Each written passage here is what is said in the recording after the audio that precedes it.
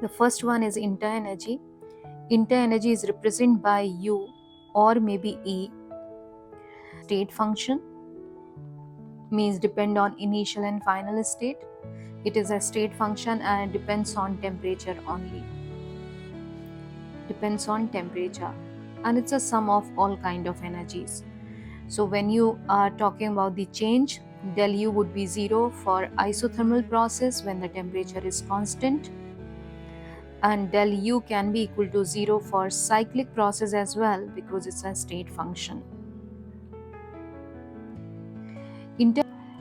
Del U is equal to Q plus W, where Q is heat absorbed by the system and the W is work done on the system.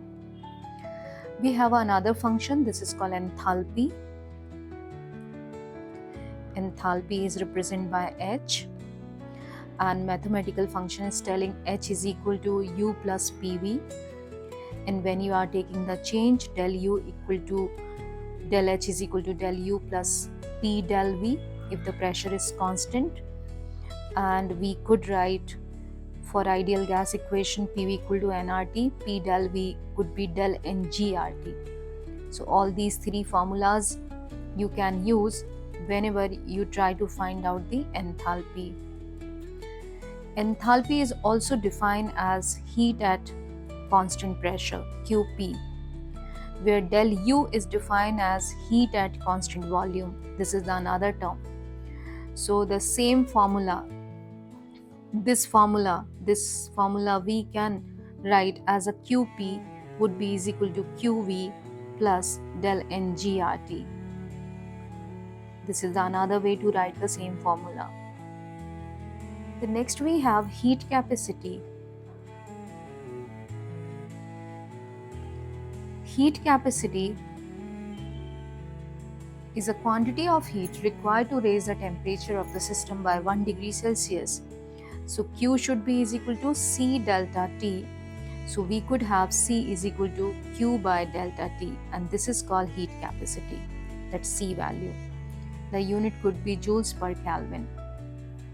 We could have the specific heat capacity. The specific heat capacity is Q is equal to MC delta T, and we have molar heat capacity. Q should be is equal to NC delta T.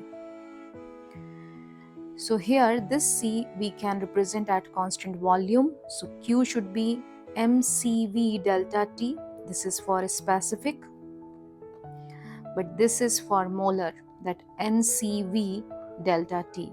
I'll write here M. This is for molar. Same thing, Q should be is equal to NCP. This is for constant volume. So this is QV and this is QP, and that we can write as del U and delta H all as well. So we have a formula connection for this. At the same time, we can write by using this formula I'm writing, that is the C should be is equal to Q delta T. So I'll write here that C should be is equal to dC by dt. The change I'm going to write, if I'm writing for Cp means heat at constant pressure, it should be dH by dt at constant pressure. Cv also similarly we can write, that is du by dt at constant volume. Then the next is coming, that is called work done for different processes. So the first one is coming isothermal reversible process. Isothermal reversible process, that W should be is equal to minus 2.303 nRT log of V2 by V1. Even we could write minus 2.303 nRT log of P1 by P2.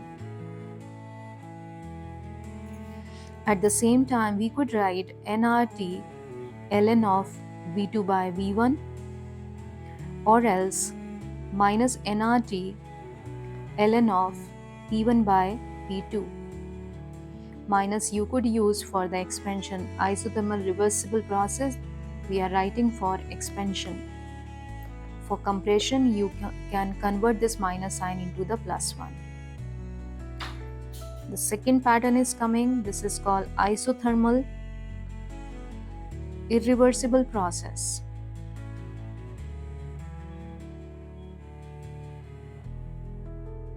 Isothermal irreversible process. For that, W should be is equal to, that is minus P V2 minus V1, and this should be the P external, or else you could write the final pressure of the gas. Third one, that is work in vacuum. The W should be is equal to 0 because external pressure is become 0. So in vacuum, the W value will be equal to 0 whether it's isothermal or adiabatic. The fourth is coming for adiabatic process.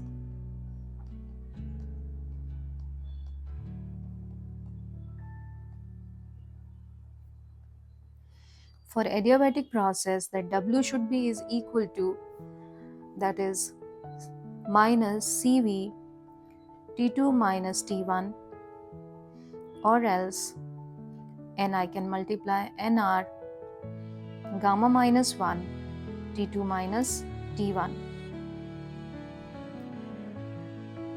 That gamma should be is equal to Cp by Cv. For monoatomic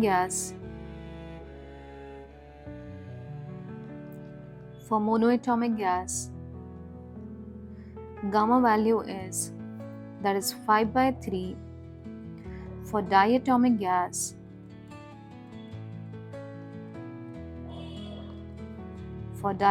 like hydrogen and oxygen, gamma should be is equal to 7 by 5.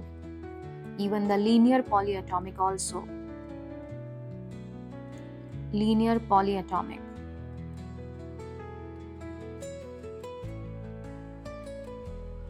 For polyatomic gas, non-linear, that gamma should be is equal to 4 by 3. Apart from that, we have Cp minus Cv would be is equal to R if you are using the molar value.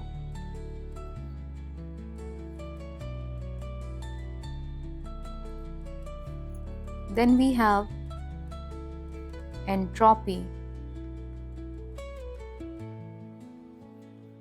Entropy is a degree of randomness represented by S. So entropy is a degree of randomness defined as Q by T. The Q can be reversible and it also can define as del H by T also. The del S total must be greater than 0 means positive for a spontaneous process.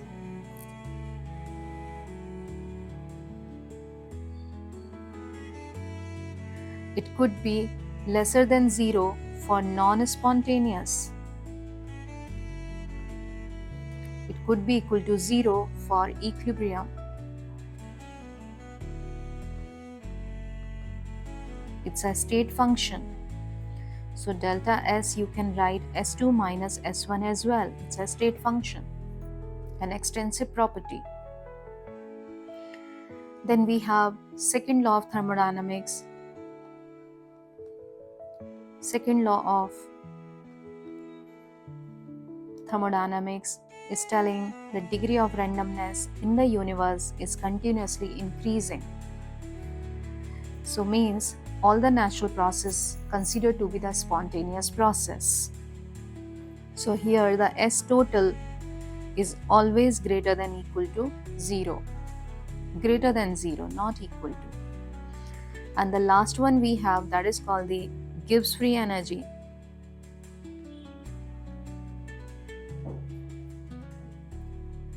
So Gibbs free energy is defined as G is a state function, is an extensive property. The mathematically G is equal to H minus Ts. So del G would be is equal to del H minus T delta S. And for spontaneity, that G should be equal to negative for a spontaneous process.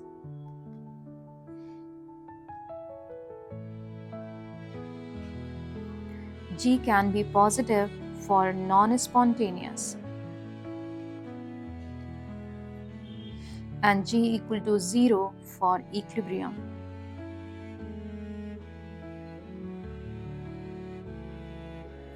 Apart from that H, U, S and G, these all are the state function and extensive property, and their final value, their change is always final minus initial. So del H we can write as a H2 minus H1 or HP minus HR. The same thing is valid for U, for S and for G. So this is all about the thermodynamics formula recap. For more updates, please share, subscribe and comment.